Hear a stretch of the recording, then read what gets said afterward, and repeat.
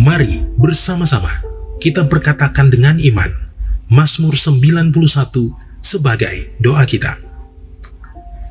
Dalam lindungan Allah, orang yang duduk dalam lindungan yang maha tinggi dan bermalam dalam naungan yang maha kuasa akan berkata kepada Tuhan, tempat perlindunganku dan kubu pertahananku, Allahku yang kupercayai.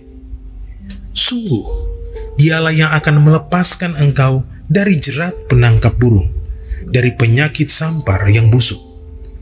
Dengan kepaknya, Ia akan menudungi engkau. Di bawah sayapnya, engkau akan berlindung. Kesetiaannya ialah perisai dan pagar tembok. Engkau tak usah takut terhadap kedahsyatan malam, terhadap panah yang terbang di waktu siang, terhadap penyakit sampar yang berjalan di dalam gelap, terhadap penyakit menular yang mengamuk di waktu petang. Walau 1.000 orang rebah di sisimu dan 10.000 di sebelah kananmu, tetapi itu tidak akan menimpamu. Engkau hanya menontonnya dengan matamu sendiri dan melihat pembalasan terhadap orang-orang fasik. Sebab Tuhan ialah tempat perlindunganmu, yang maha tinggi telah kau buat tempat perteduhanmu. Malapetaka tidak akan menimpa kamu, dan tulah tidak akan mendekat kepada kemahmu.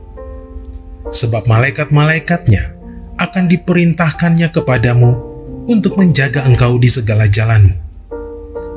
Mereka akan menatang engkau di atas tangannya, supaya kakimu jangan terantuk kepada batu. Singa dan ular tedung akan kau langkahi. Engkau akan menginjak anak singa dan ular naga. Sungguh, hatinya melekat kepadaku, maka aku akan meluputkannya. Aku akan membentenginya, sebab ia mengenal namaku. Bila ia berseru kepadaku, aku akan menjawab. Aku akan menyertai dia dalam kesesakan. Aku akan meluputkannya dan memuliakannya. Dengan panjang umur akan kukenyangkan dia, dan akan kuperlihatkan kepadanya keselamatan daripadaku. Bapak, Ibu, Saudara yang terkasih, ibadah ini disertai dengan perjamuan kudus. Kami menghimbau Bapak, Ibu untuk menyiapkan roti dan anggur atau biskuit dan sirup untuk perjamuan yang akan dipimpin oleh gembala kita yang terkasih, Pendeta Dr. Insinyur Niko Nyoto Raharjo.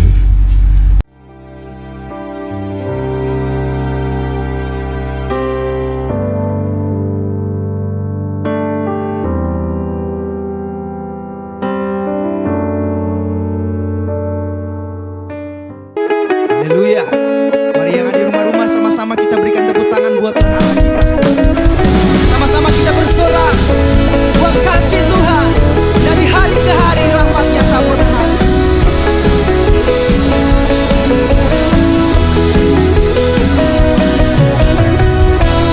Dari hari ke hari tak pernah terbatalkan. Berkat-Mu turun atas hidupku. Dari hari ke hari tiada pernah tertunda. Kesetiaan-Mu Kau limpahkan bagiku. Tak berkesudahan kasih setia-Mu Tuhan.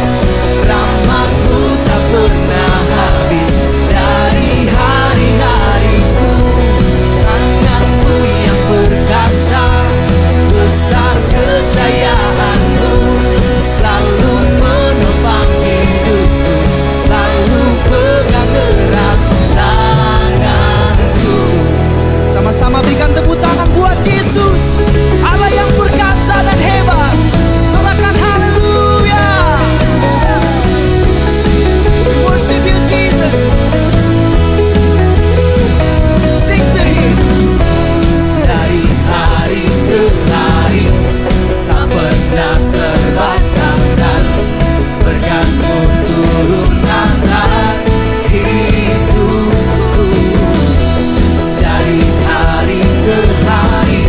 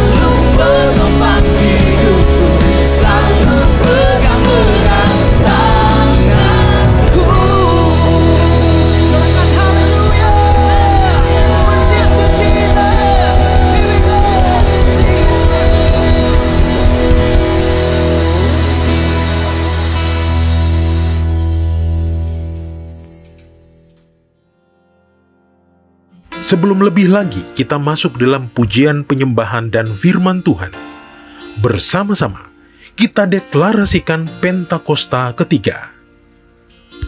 Pentakosta ketiga adalah pencurahan Roh Kudus yang dahsyat di zaman ini, melebihi yang terjadi di Azusa Street. Pentakosta ketiga akan mengakibatkan penuaian jiwa yang terbesar dan yang terakhir sebelum Tuhan Yesus datang kembali. Pentakosta ketiga akan membangkitkan generasi Yeremia, yaitu anak-anak muda yang dipenuhi Roh Kudus, cinta mati-matian kepada Tuhan Yesus, tidak kompromi terhadap dosa, dan akan bergerak untuk memenangkan jiwa. Pentakosta ketiga lahir di Indonesia dan bergerak ke bangsa-bangsa. Gerakan ini dari timur ke barat dan akan kembali ke Yerusalem. Pentakosta ketiga akan memberikan kuasa untuk menyelesaikan amanat agung, dan setelah itu Tuhan Yesus datang kembali.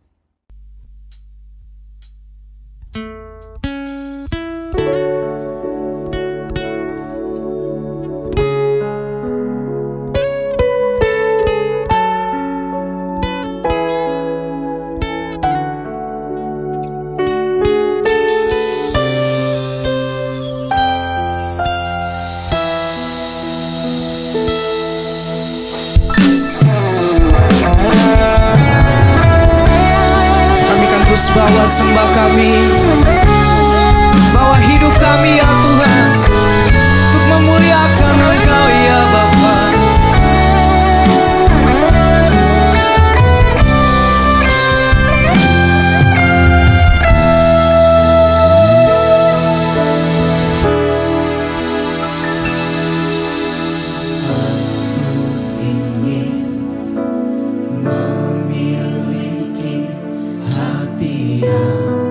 Sepertimu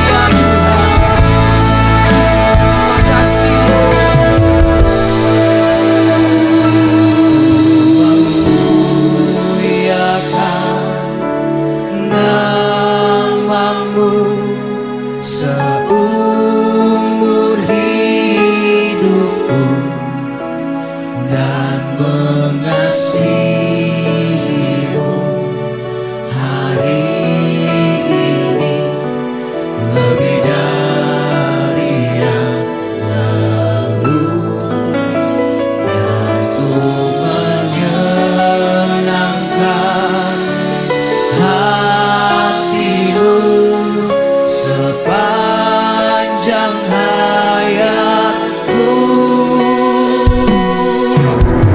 Yesus,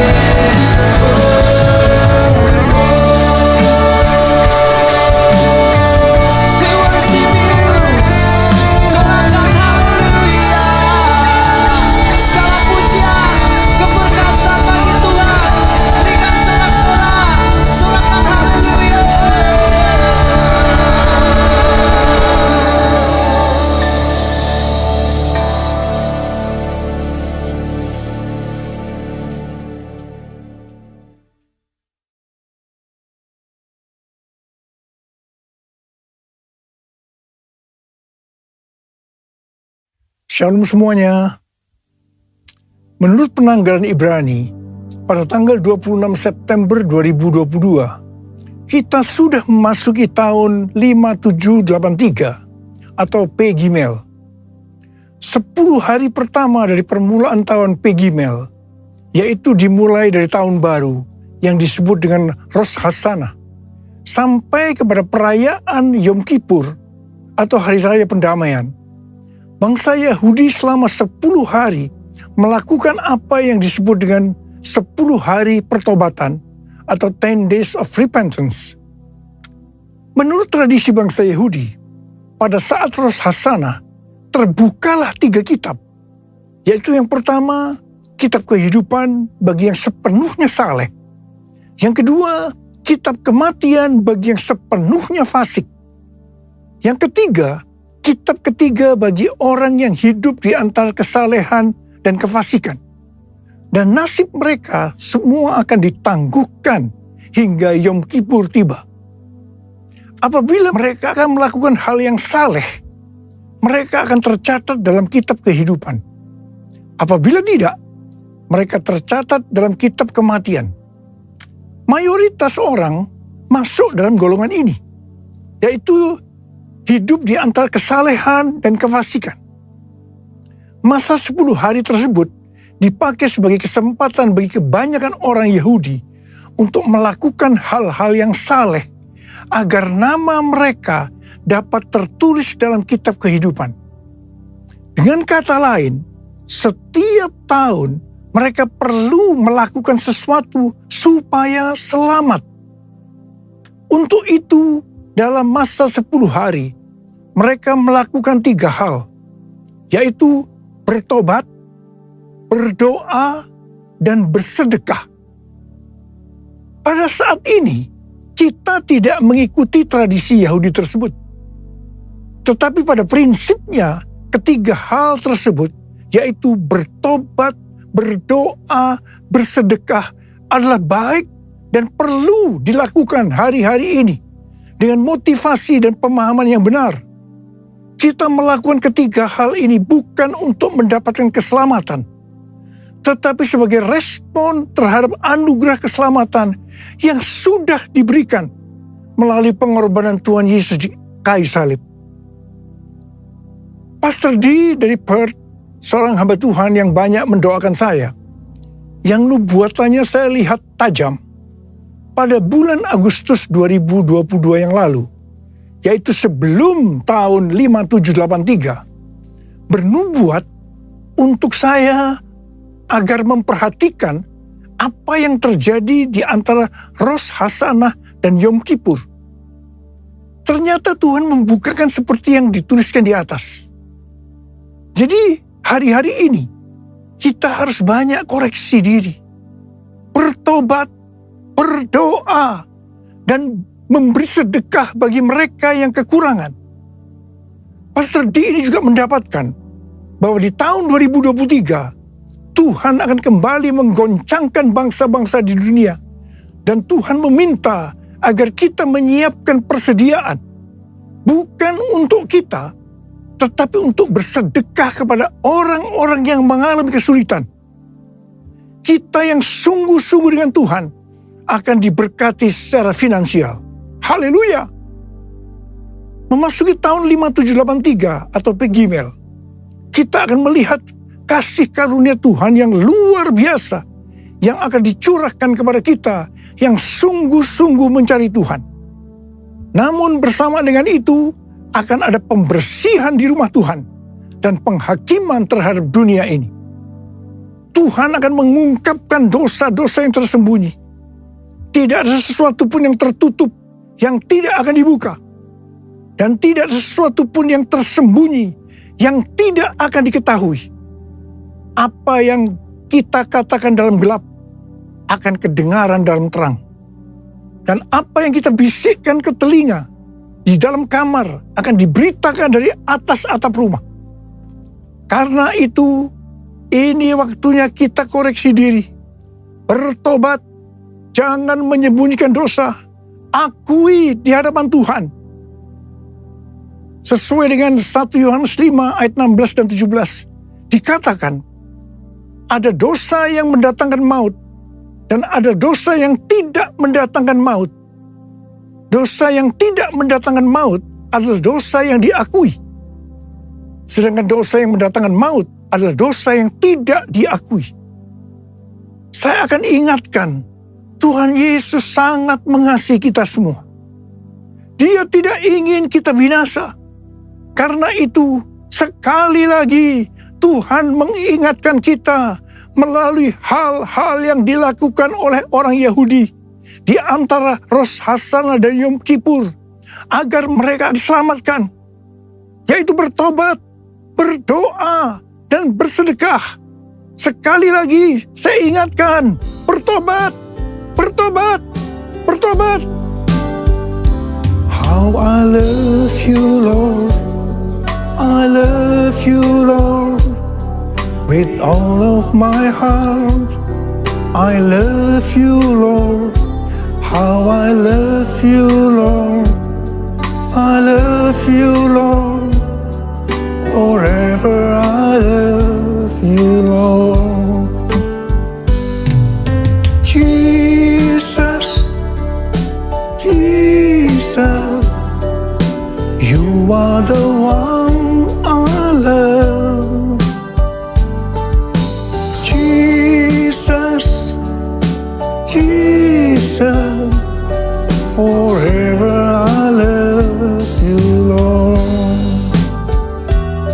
Forever I love you, Lord. Forever I love you,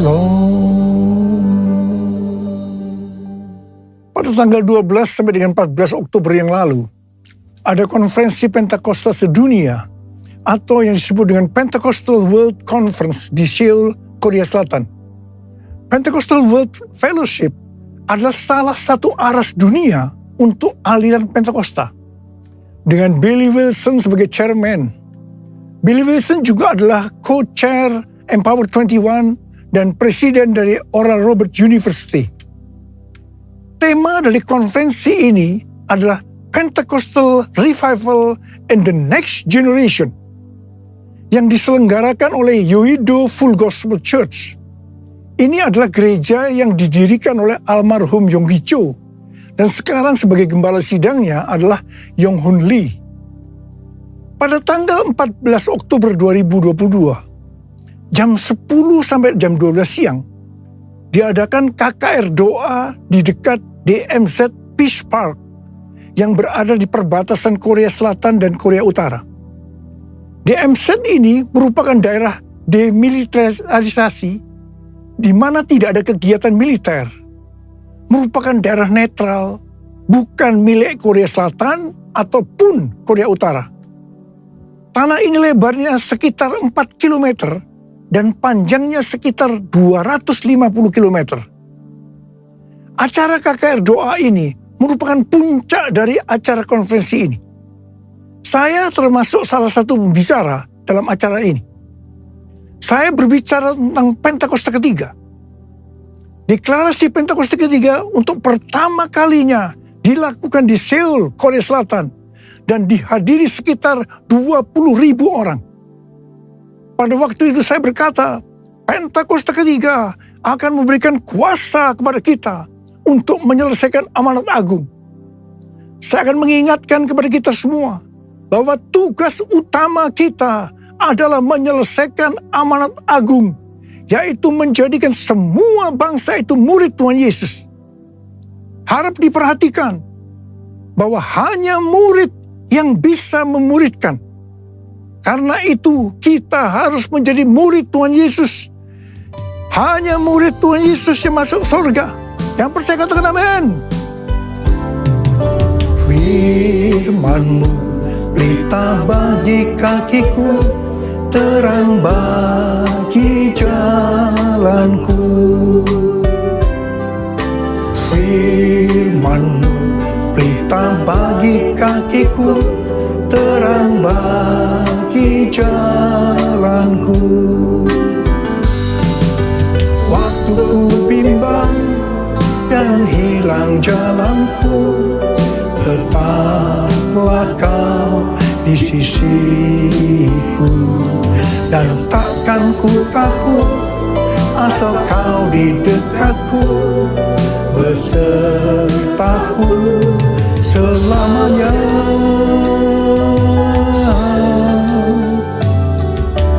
Firman-Mu pelita bagi kakiku, terang bagi jalanku,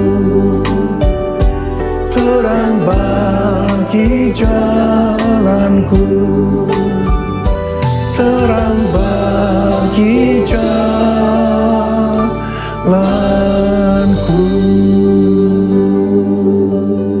Sekali lagi saya akan katakan pada saudara, kita semua harus jadi murid Tuhan Yesus. Yang mau katakan amin. Hal-hal yang harus diperhatikan kalau kita mau menjadi murid Tuhan Yesus.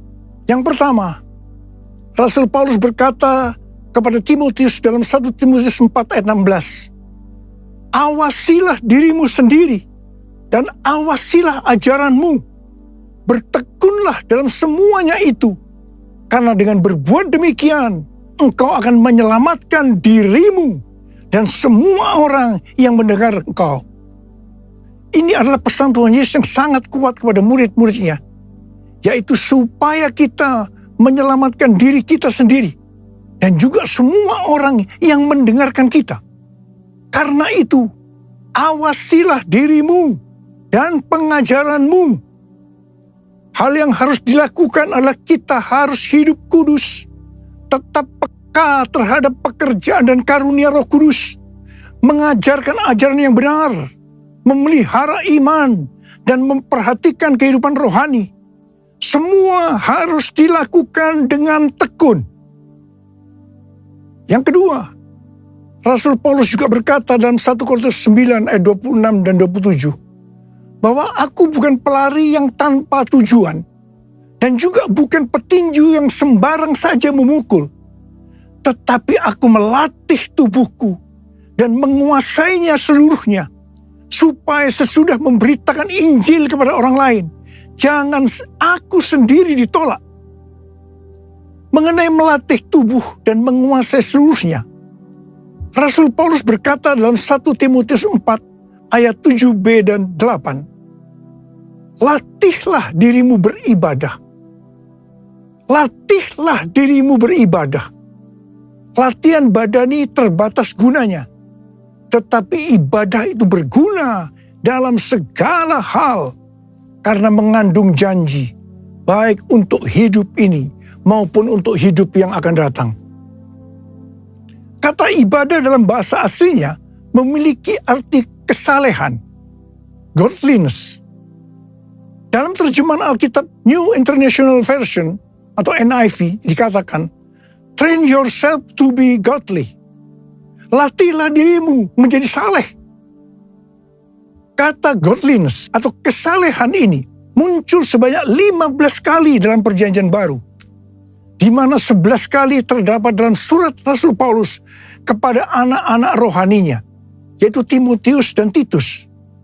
Ini berarti pesan kesalehan adalah sesuatu yang sangat penting untuk disampaikan seorang bapak rohani kepada anak-anak rohaninya.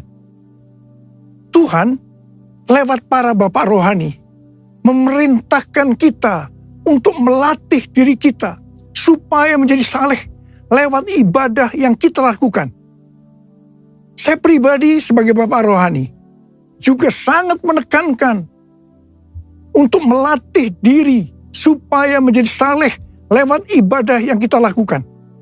Hal ini juga sejalan dengan firman Tuhan dalam 2 Petrus 1 ayat 5-7 yang berkata, kamu harus dengan sungguh-sungguh berusaha untuk menambahkan kepada imanmu kebajikan, dan kepada kebajikan pengetahuan, dan kepada pengetahuan penguasaan diri, kepada penguasaan diri ketekunan, dan kepada ketekunan kesalehan, dan kepada kesalehan kasih akan saudara-saudara seiman, dan kasih kepada saudara-saudara seiman, kasih akan semua orang. Selanjutnya dikatakan, apabila kita melakukan dengan berlimpah-limpah, kita akan giat dan berhasil dalam pengenalan kita akan Tuhan Yesus Kristus. Dan kita tidak akan pernah tersandung. Dengan demikian, kita dikaruniakan hak penuh untuk memasuki kerajaan kekal, yaitu kerajaan Tuhan dan Juru Selamat kita, Yesus Kristus. Haleluya! Kita semua yang menantikan hari Tuhan juga diminta untuk hidup kudus dalam kesalehan. Seperti yang difirmankan dalam 2 Petrus 3 ayat 10 dan 11. Tetapi hari Tuhan akan tiba seperti pencuri. Pada hari itu langit akan lenyap dengan gemuruh yang dahsyat dan unsur-unsur dunia akan hangus dalam nyala api. Dan bumi dan segala yang ada di atasnya akan hilang lenyap. Jadi, jika segala sesuatu ini akan hancur secara demikian, betapa suci dan salehnya kamu harus hidup. Saudara, lawan dari kesalehan adalah kefasikan. Orang yang tidak melatih dirinya menjadi saleh lewat ibadah, tanpa disadari dapat terjerumus dalam kefasikan. Harap diperhatikan bahwa murka Allah dinyatakan atas orang-orang fasik. Dalam Roma 1 ayat 21 sampai dengan 27, kita melihat orang-orang fasik itu memiliki ciri-ciri sebagai berikut. Sekalipun mengenal Allah, mereka tidak memuliakan Dia. Mereka berbuat seolah-olah penuh hikmat, tetapi mereka telah menjadi bodoh. Mereka menyembah berhala. Sebagai akibatnya, Allah menyerahkan mereka kepada keinginan hati mereka akan kecemaran. Sehingga mereka saling mencemarkan tubuh mereka.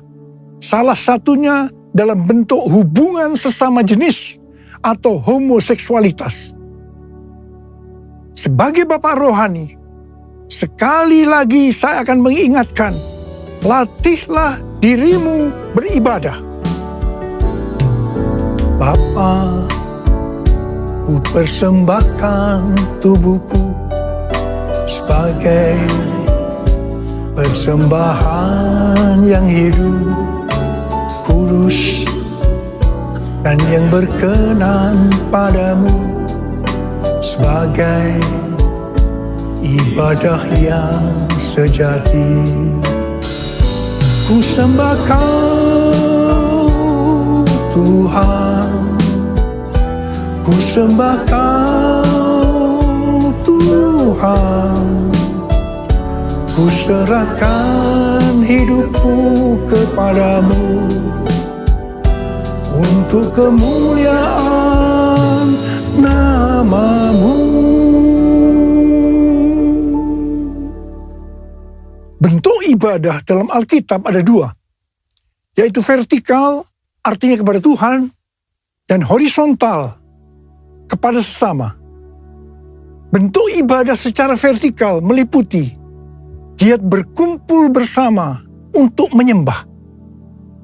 Yang kedua, memuji dan menyembah Tuhan diiringi alat musik. Yang ketiga, mengingat perbuatan dan pertolongan Tuhan. Yang keempat, bernubuat dan mengaktifkan karunia-karunia Roh Kudus dalam sebuah pertemuan. Yang kelima, mengambil bagian dalam perjamuan kudus. Yang keenam, mempersembahkan tubuh sebagai korban. Yang ketujuh, memperingati kelahiran, kematian, kebangkitan, dan kenaikan Tuhan Yesus ke sorga. Bentuk ibadah secara horizontal kepada sesama. Yang pertama, menolong orang yang mengalami kesulitan atau menderita. Yang kedua, saling menjaga diri dari pencemaran dunia. Dan yang ketiga, saling memberi bantuan dalam sebuah persekutuan. Jadi, kalau kita melihat ibadah secara vertikal atau horizontal tadi, maka ibadah yang dilakukan di dalam gereja hari-hari ini sebenarnya merupakan implementasi atau penerapan dari semua ini. Kalau kita melihat ibadah secara vertikal atau horizontal tadi, sebenarnya yang paling menonjol adalah masalah kebersamaan. Ibrani 10 ayat 25 berkata, janganlah kita menjauhkan diri dari pertemuan-pertemuan ibadah kita, seperti dibiasakan oleh beberapa orang. Tetapi marilah kita saling menasihati, dan semakin giat melakukannya menjelang hari Tuhan yang mendekat. Jadi, latihlah dirimu beribadah dapat juga diartikan kita harus melatih hidup dalam kebersamaan bersama saudara seiman untuk saling menasihati supaya hidup kita saleh. Hari-hari ini dengan adanya ibadah online, banyak orang yang meninggalkan hidup dalam kebersamaan ini. Ingat, pelayanan online bisa melengkapi tapi tidak akan bisa menggantikan ibadah secara onsite di gereja. Bagi saya, kalau hanya ibadah melalui online saja, saya merasakan ada sesuatu yang hilang. Ada sesuatu yang tidak sempurna. Terutama dalam doa, pujian, dan penyembahan. Dan yang pasti, kita tidak bisa saling menasehati. Walaupun mungkin ada yang berkata, dengan Zoom kita bisa. Tetapi saya percaya, itu juga tidak cukup sempurna. Hari-hari ini, saya melihat semakin banyak orang percaya justru lebih giat melakukan latihan badani ketimbang melakukan latihan ibadah. Sekali lagi saya ingatkan, latihan ibadah lebih penting daripada latihan badani karena mengandung janji baik dalam hidup ini maupun untuk kehidupan yang akan datang. Pesan Tuhan buat kita sebagai murid adalah kita harus hidup seperti jemaat di Philadelphia. Dikatakan bahwa jemaat di Philadelphia merupakan jemaat yang setia, yang taat akan firman Kristus dan tidak menyangkal Dia. Mereka tidak mau mengikuti cara-cara dunia dan juga menolak mengikuti kecenderungan yang tidak baik dari jemaat lainnya. Mereka bertekun dalam kesetiaan kepada Tuhan Yesus dan kepada kebenaran Injil. Oleh karena kesetiaan mereka yang teguh, maka yang pertama, Tuhan telah membuka pintu-pintu bagi mereka yang tidak dapat ditutup oleh seorang pun. Haleluya! Yang kedua, Allah berjanji akan melepaskan mereka dari masa kesengsaraan. Janji Tuhan untuk melindungi orang yang setia di Philadelphia dari hari pencobaan ini mirip dengan janji Paulus kepada orang Tesalonika yang mengatakan bahwa mereka akan dilepaskan, diluputkan dari murka yang akan datang. Hari pencobaan ini merupakan penghukuman terhadap dunia ini melalui pembukaan-pembukaan meterai-meterai, peniupan sangkakala, dan pencurahan cawan murka Allah. Ini sangat-sangat mengerikan. Bagi mereka yang sungguh-sungguh dengan Tuhan, seperti jemaat di Philadelphia, dan menjadi pemenang sebelum hari pencobaan ini, Allah akan memelihara mereka dari hari pencobaan itu dengan cara melalui pengangkatan gerejanya. Tuhan Yesus mengingatkan sekali lagi, aku datang segera. Saya akan mengajak saudara untuk menyembah Tuhan. Mari kita angkat tangan kita dan kita katakan bersama-sama. Lord, I worship you. Lord, I worship you. As I bow down on my knees, I worship you. Lord, I worship you. Lord, I worship you.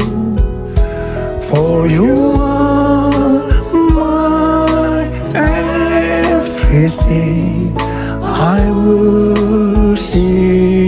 you. Mari kita berbahasa roh. Yang belum berbahasa roh jangan diam.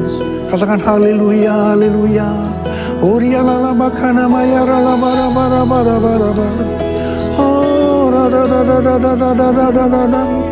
Oh ya Tuhan, ya Tuhan.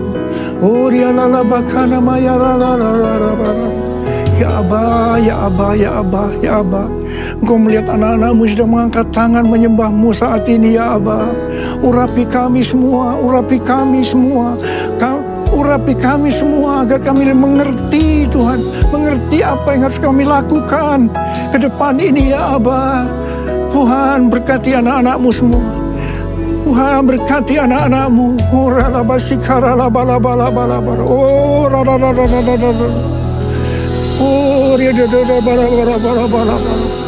as I bow down on my knees, I worship you.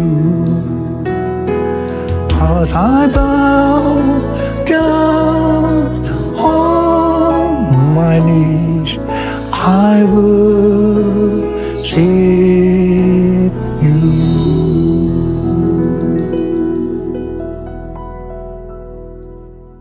Mari, saudara-saudara, kita akan masuk dalam perjamuan kudus.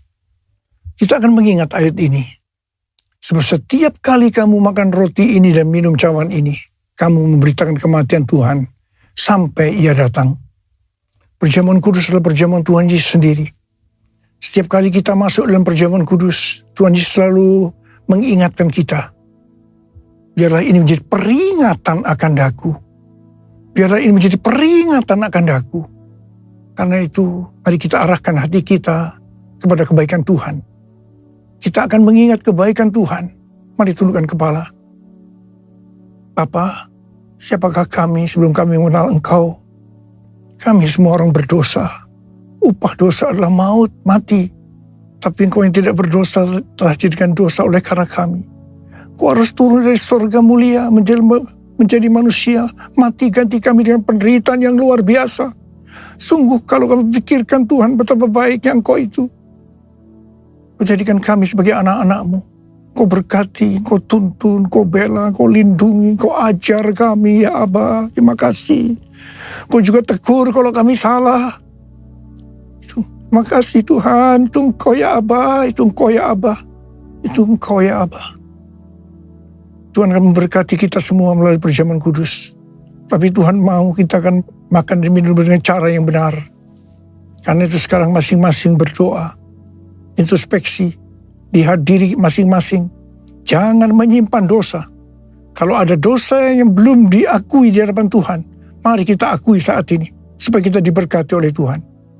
Ampuni kami Tuhan. Ampuni kami, ampuni kami. Ampuni kami semua ya Tuhan. Ampuni. Tuhan, ampuni kami ya Aba. Ampuni kami. Layakkan kami masuk dalam perjamuan kudus ini. Terima kasih Aba. Kami akan masuk dalam perjamuan kudus dengan hati yang penuh ucapan syukur. Dalam nama Yesus kami berdoa. Amin.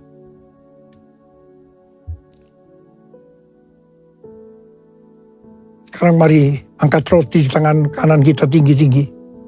Sebab apa yang telah kuteruskan kepadamu telah aku terima dari Tuhan. Yaitu bahwa Tuhan Yesus pada malam waktu Ia diserahkan mengambil roti. Dan sesudah itu Ia mengucap syukur atasnya. Dia memecah-mecahkannya dan berkata, inilah tubuhku yang diserahkan bagi kamu. Perbuatlah ini menjadi peringatan akan aku. Tuhan dikasih Tuhan. Bukankah roti yang kita pecah-pecahkan ini adalah persekutuan kita dengan tubuh Kristus? Mari kita makan dalam nama Yesus.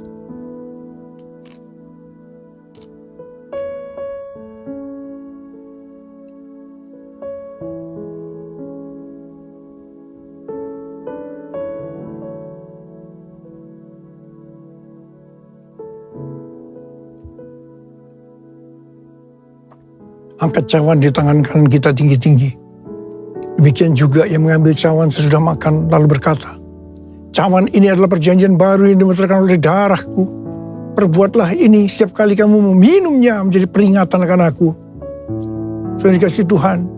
Bukankah zaman pengucapan syukur yang atasnya kita ucapkan syukur adalah persekutuan kita dengan darah Yesus? Mari kita minum dalam nama Yesus.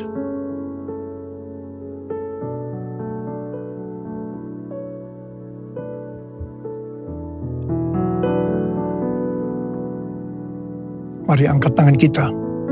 Ucapkan syukur dengan suara, jangan diam. Tuhan, terima kasih ya Tuhan. Terima kasih ya Tuhan. Terima kasih.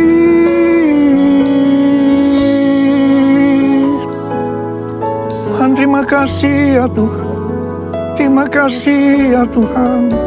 Urialala bara bara bara bara bara bara bara. Oh Yesus.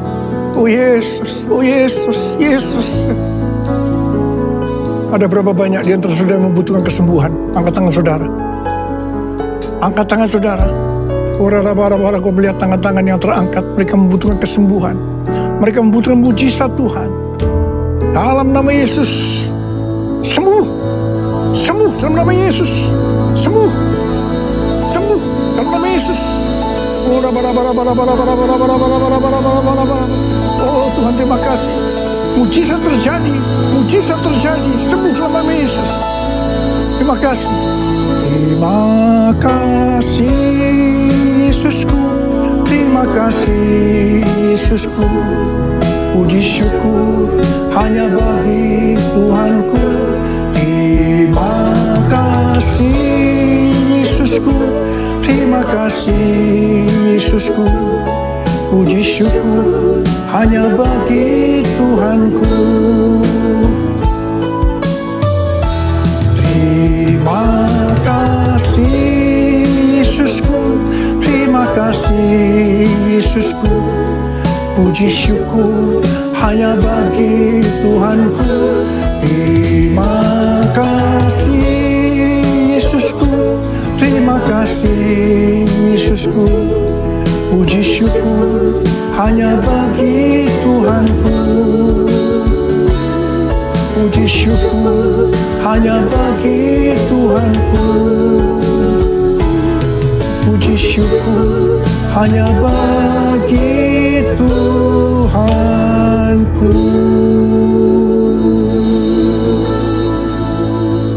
Terima kasih Abah. Terima kasih. Sekarang terimalah berkat Tuhan. Kasih karunia yang berlimpah-limpah daripada Allah Bapa dalam Anak yang tunggal, Yesus Kristus. Persekutuan yang manis dengan Roh Kudus menyertai saudara sekalian mulai hari ini. Sampai Tuhan Yesus datang menjemput kita di awan-awan dan bahkan sampai selama-lamanya. Yang percaya bersama-sama katakan, Amin.